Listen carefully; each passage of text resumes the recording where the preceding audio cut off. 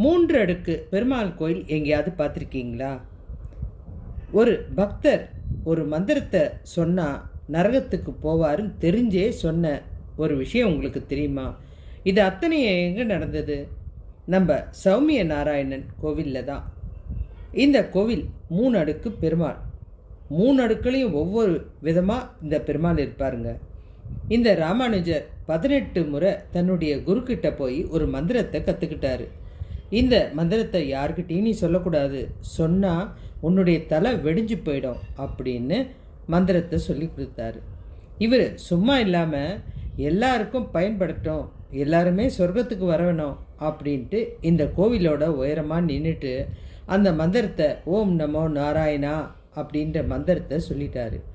சரிங்க, இந்த 3 அடுக்கில் என்ன பெருமாள்லாம் இருக்குது? இங்கே முதல் அடுக்கில் சௌமிய நாராயண பெருமாள், பள்ளிக்கொண்ட பெருமாள். இவர் திருப்பார்கடலில் எப்படி இருப்பாரோ அப்படி இருப்பார். 2வது உபேந்திர நாராயண பெருமாள், தேவலோகத்தில் எப்படி நிற்பாரோ அப்படி நிற்பார். அடுத்தது பரமபத பெருமாள், உட்கார்ந்து தாங்க இருப்பார். இந்த 3 வடிவான பெருமாளையும் இங்கே பார்க்கலாம்.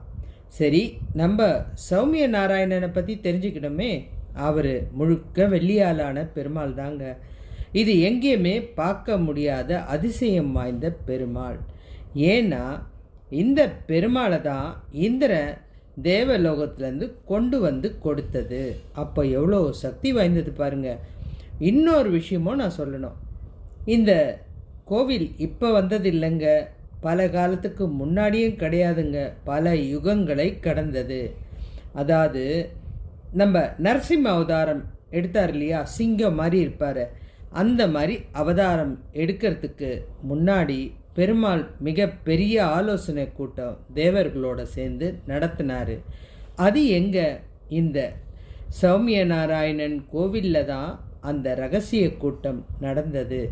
நான் அடுத்து இந்த இரண்ய கசிபுவை நான் நரசிம்ம அவதாரம் எடுத்து தான் அழிக்க போகிறேன் அப்படின்னு இந்த ரகசியத்தை அங்கே தான் முதல்ல சொன்னார். அதுக்கப்புறம்தான் அந்த அவதாரம் எடுத்தார். அவ்வளோ சக்தி வாய்ந்த கோயிலுங்க.